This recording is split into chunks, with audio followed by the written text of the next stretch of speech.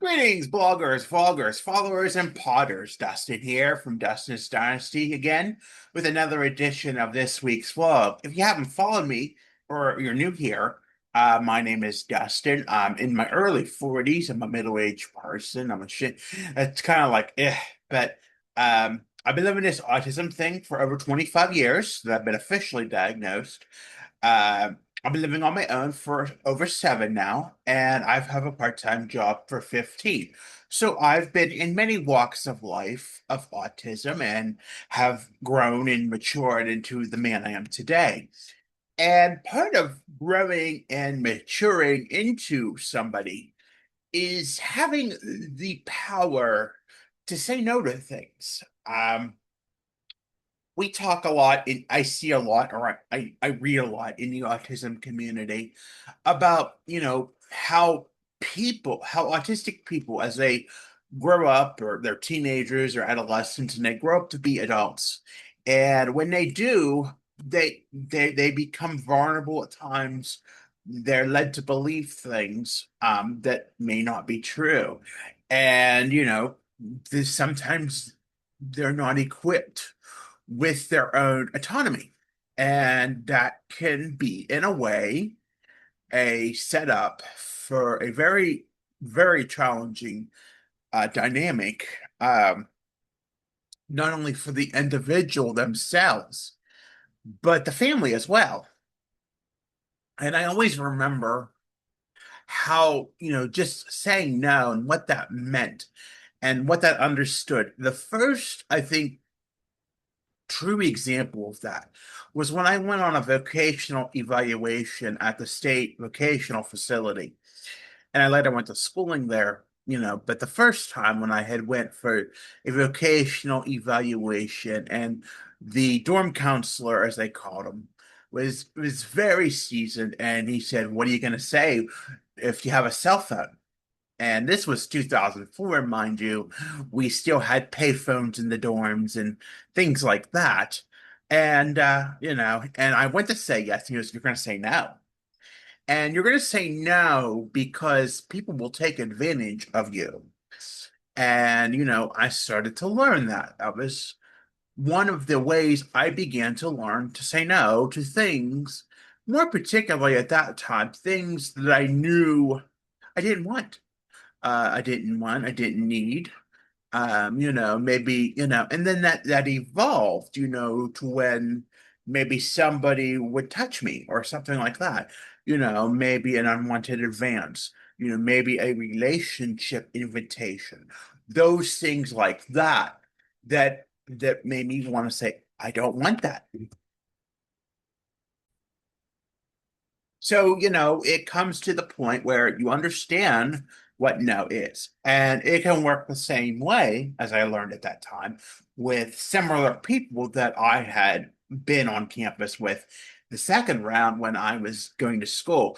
When, you have people commingling and we're talking like 19, 20, 21 year olds and all they can think about is maybe a relationship or maybe what that step is, and maybe they're not equipped at where do we go and how do we approach those steps, and we're pushy and we don't know what the word we don't we can't take no for an answer, and that too has its own issues. And I too have had that problem and at times still do when I'm told things I don't want to hear, or that given the answer that the answer is no. And sometimes it's not easy to digest. There have been times when I myself have had meltdowns about, being told no, and you know, and accepting that something just can't be.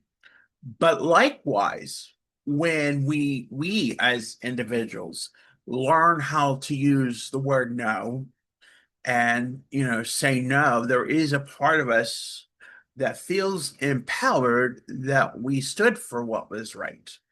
And it can be hard sometimes when we do that. And it's not that we're just being a standoffish, bratish kid. Even as I'm in my 40s now, and I think, sometimes I shouldn't have said that, but maybe it was the reality of the fact that I'm just tired, and maybe I'm exhausted, and I don't want to do this additional thing, or maybe it was hard for me to transition from one thing to another. Maybe I didn't see that. Maybe I didn't understand it. Maybe I didn't know what that was like. And maybe I'm just not in the mood for that today. And sometimes it's hard to understand that it's okay to say no, and that, no means no. And I think it's a very universal word. It's, you just don't want it. Maybe somebody's trying to offer you something, and, maybe you don't want it. Maybe you really don't want it. And you have the right to say no. That is totally your decision. Maybe it's when maybe you're in a relationship, and, that power of no is there. And maybe, you're going to say, well, maybe I'll hurt that.